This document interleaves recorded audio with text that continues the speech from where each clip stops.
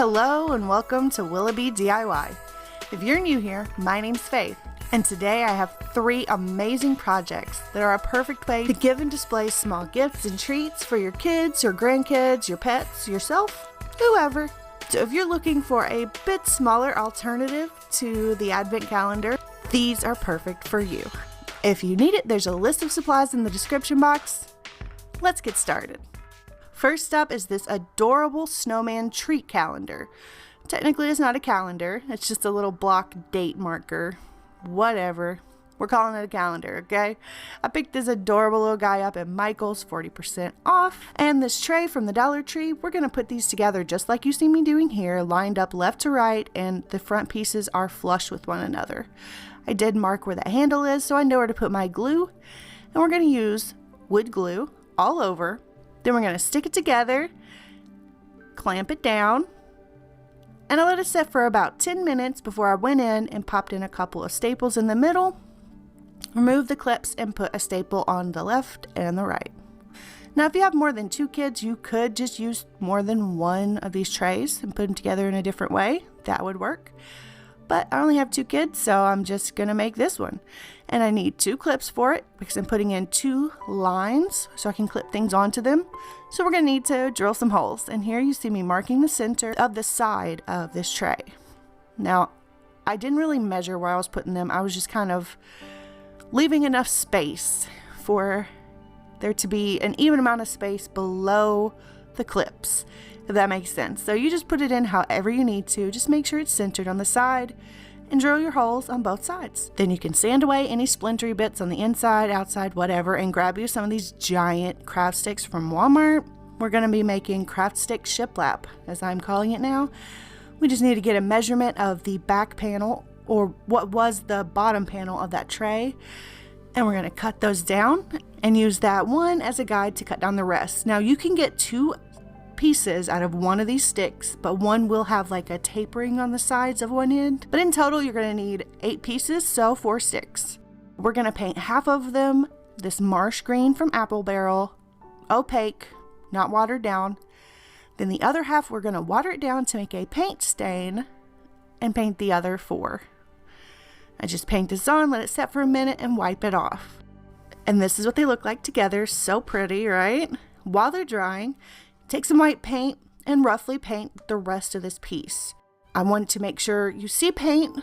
It's white and bright, but you can still see some of the wood grain and wood color here and there peeking through. So it's nice and rustic looking, but not too rustic, right? And of course the snowman needs to be white. The only parts you don't need to paint are the embellishments on the snowman, the hat and scarf, and the back panel of that tray. I accidentally got paint on this cube while I was pouring my paint. Such an awful thing, but I just painted both of the blocks completely white and then went in with a red paint marker to color in the numbers. And while they dry, we can finish up our snowman. I'm using a beautiful red for the scarf, wiping off any excess paint so it has that nice wood texture. Mix a little white in with some red, make you a pink for the blushes on the cheeks. And this is just a black permanent marker that I'm using for the eyes. I just leave a little spot for the highlight. If you accidentally cover the whole thing in marker, don't freak out. Just grab you some white paint and drop a little highlight right there on your eyes. The hat's gonna be black, of course. The carrot nose is gonna be orange. And then I'll use that marsh green once again for the ribbon on the hat. And now it's time to assemble our craft stick shiplap. So I just started at the bottom and put in 1 piece using hot glue, and from there on out you want to alternate the colors and put a line of hot glue on one side of the stick and overlap the non-glued side with the previously laid stick. Hope that makes sense. One of my sticks did break, so you can do this with only 7 of these sticks. Still only 4 whole sticks. Then drop in a piece at the bottom to cover up that little handle. And I'm using wired jute twine to create my little hanger lines. I don't know, I'm thinking of clotheslines when I think of these. I'm drawing a blank here. But I just roll up one end to look like a knot. If you're using regular jute or yarn, which you can use for this, you can tie an actual knot. But I'm making a faux knot, essentially. I'm going to thread it through those 2 holes, do another faux knot on the other side, and repeat that with my bottom set of holes as well. Pop in whatever little tiny clothespins or clips you're using, reinsert your blocks, and he's done.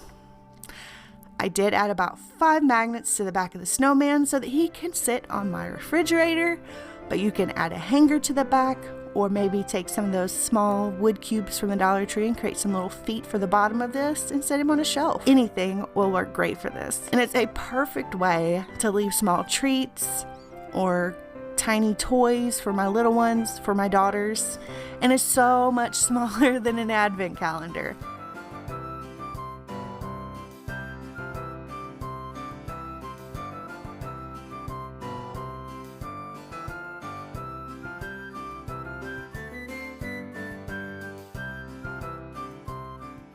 Next up is our Santa Special Delivery Truck.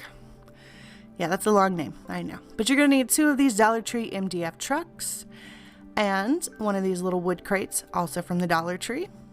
We're going to start by removing that little crate rail bit on the back of our trucks. And I'm just taking a box cutter and scoring each of those little sticks 3 times on each side. Do it however many times you need to until you can just pop it off. And it might leave behind some little pieces. Just take your box cutter or X-Acto knife, whatever, and cut those pieces off. Now we can attach our crate to our trucks. I'm using wood glue, and I'm leaving little spaces in between the wood glue so I can drop in some dots of hot glue as well, so they have that long-term, short-term hold. And we're going to line up the top of our truck bed with the top of the bottom plank on the crate, and make sure you have it centered left to right as well. And repeat with the other truck. As you can see, I kind of tore this one up, removing the label on the back, so this will be the back of my truck. And then you want to grab either some poster board or do what I did and get some thin cardboard, something like a cereal box, that kind of cardboard. I'm using an Uncrustables box, please don't judge. Anyway, I'm going to take this and cut it down to a thin rectangle that will fit pretty much perfectly on the cab and hood of my truck.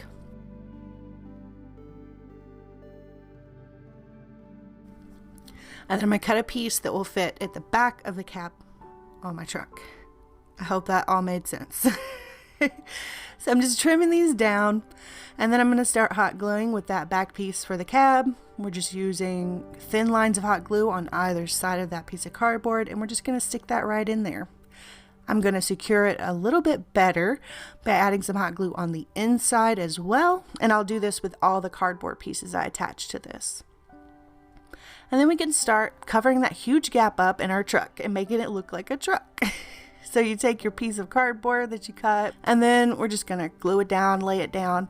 The top part's easy, but you're going to have to mold and shape the cardboard from here on out because there are lots of curves and dips in the shape of this truck. So we're just going to bend it. The best advice I can give you on this is bend it both ways, so forward and backwards, and it'll kind of settle into place a bit better if you do that. We're going to shape this around the way we need it, and then we're going to hot glue it down. And of course, making sure to secure as best you can with hot glue on the inside as well. And we're just going to finish up the front of the truck, just repeating all the same steps until the whole thing's covered. So shaping, molding, gluing it down, waiting a minute for it to dry, and then moving on. Let it set for about 10 minutes to make sure it's completely dry and cooled off, and then take your X-Acto knife, box cutter, whatever, and trim off any excess pieces of that cardboard off the edge of your truck. Cut you a piece that will cover the bottom of that crate up, because you can see straight down to whatever surface you have it sitting on. It needs to be wide enough to fit in there snug, but long enough to cover up that gap that's between the crate and the cab of the truck. Then we're just going to hot glue it in there. Make sure there's nothing hanging off the back end of the truck. Make sure it's nice and flush with that crate at the back end. See, that looks so much better. And we're also going to cover up these weird little cutout pieces around the wheels. I don't know. I just made a little half circle piece out of some cardboard. I kept measuring until I got it right. I'm going to use that as a template to trace and cut out 4 of those little things to go over the tires. And then we're just gonna hot glue those right on top of the truck. Once I have all 4 assembled, I'm gonna go in with my hot glue and sort of fill in the seams around those little wheel hub things. I don't know what to call them, guys. If they have a specific name, let me know in the comments. We're just gonna smooth that out. I thought it would give a bit more dimension to these little things, and it kind of does, but you know, hot glue, it does what it wants. And I'm gonna mark and cut out some little pieces to go behind the wheel so that there's no hole there where that little wheel is, you know, that little circle cut out. I don't want that to be there. So we're just going to attach some more cardboard to that to hide it. Then I take a little rectangular piece that'll fit in the back for the tailgate, and we're going to hot glue that on. And then I just take some scrap pieces, trace out the shape of that window, and we're going to glue those to cover up the windows from the inside on both windows. And now you can paint it. I realized this is not necessary, but seeing the Uncrustables box under there was driving me insane, so I painted the inside of the truck black. I had to. Totally optional, guys. If it doesn't bother you, don't worry about it. I also use that same black paint to cover the tires. And then we're going to take a beautiful deep red. It's called Flamenco Red, and it's by Apple Barrel, and I'm covering the entire truck with it. I didn't let it dry in between coats, but I did put a little bit more than 1 coat of paint on here. Okay, I just kind of painted everywhere. I'm going to add in a little black to my red paint, and we're going to give it some shadows and just give it a little bit of detail and depth to it. Just add some shadows wherever you want. If you put too much paint somewhere, you know, like I'm about to on the tailgate, just dab off that excess black paint, grab you some red, and just go over it. No big deal. I'm also going to grab the white and give it some highlights. I made the highlights really bright and stark, so it would give it a cartoonish effect almost. Thought that would work great for this. Then I'm using some white to paint the windows, which I will go over with silver later, but we won't talk about what I did before that. You'll probably see it here in a second. But we're going to paint both windows white and add in a windshield with that same white paint. After this dries, I took a silver metallic marker and put like some reflections on these windows, which look terrible. But I also used that marker to color in the wheel hubs for the tires for the wheels. So the hubcaps basically. Using a black permanent mark, I'm going to outline the windshield. I also add in some headlights and a front license plate that says Fa La. I'm also going to go to the back and add the tailgate, so I'll get the handle and make sure there's a line showing that there is a tailgate, as well as some tail lights and a back license plate that says La La. Put in handles on the doors. I put in the thing for the hood, but I don't do it for the doors because I didn't want it to kind of muck up the sides of it, you know. And I think this turned out really cute. Of course, it could have been better, but considering I filled in like half of this with cardboard, I think it's pretty amazing. It's a great way to display and leave little gifts for your kids, grandkids, whoever, like I said before. It's a little delivery truck.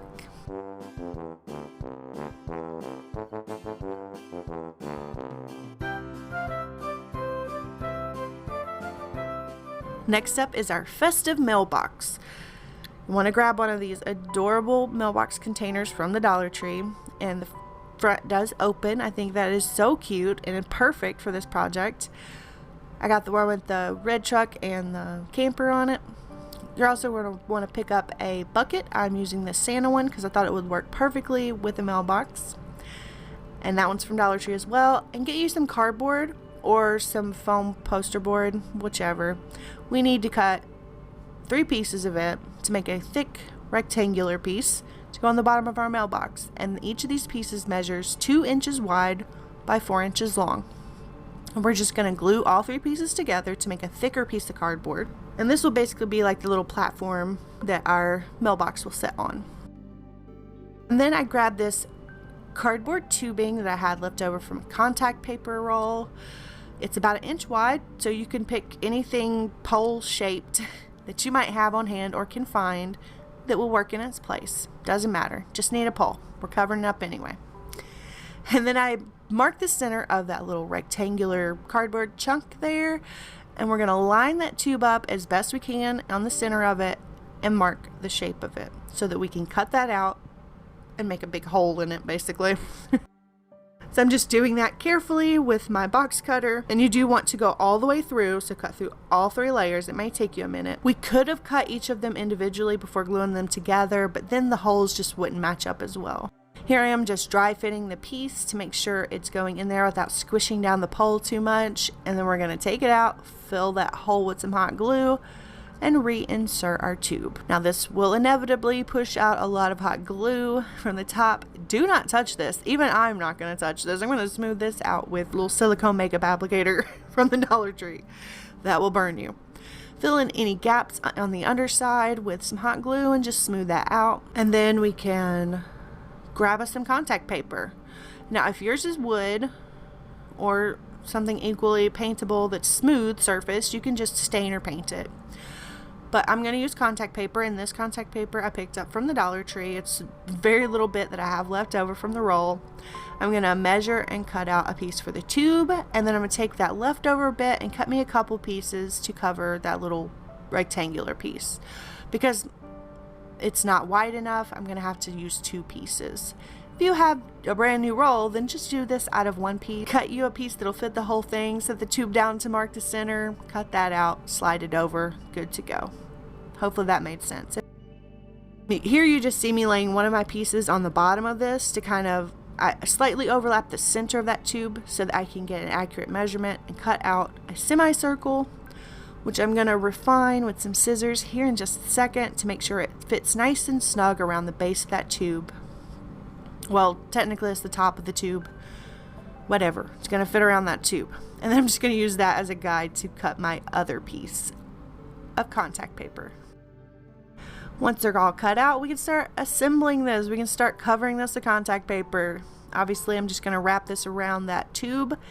If you're using contact paper and you get a bunch of wrinkles, do not worry about it. Try to concentrate the wrinkles to one side of it and make that the back side.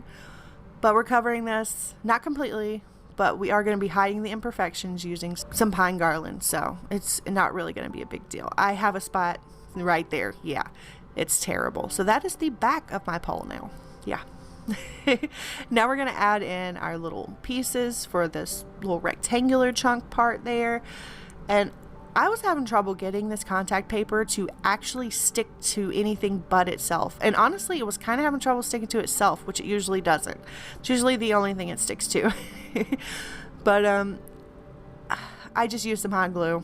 Be careful if you're using hot glue with this. This stuff is so thin, and plus I think it heats up the adhesive on it, which makes it extra hot. So be careful. It will burn you. We're just going to completely cover that little rectangular piece with our pieces of contact paper, and once it's done, we're going to attach it to our mailbox. And I'm just attaching using hot glue, which has worked for me. It hasn't fallen apart, and I made it a couple days ago. So, but if you're worried about it, just use some E6000 or super glue, as well as a few dots of hot glue, so you got that instant hold but a good long-term sturdy hold as well. We're going to center it on our mailbox, the bottom of our mailbox, and just press it down. You want to make sure it's placed so that the front can still open. And I think it just looks nicer since it doesn't cover the entire bottom of it. It just looks like it's sitting on top there. I grabbed this little knob I had left over from a dresser. I felt like it pretty much color matched pretty well, but later I do go in and kind of dry brush on a bit of black to make it blend a bit better and cover it in some satin Mod Podge. But we're just hot gluing it right on the top center of our mailbox front so we can open it.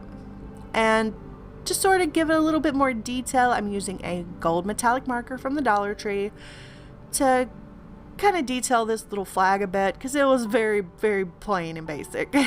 They could have done better with that, honestly. But I used the gold because there's like this brass trim in places on the mailbox, so I figured that would work. And it did.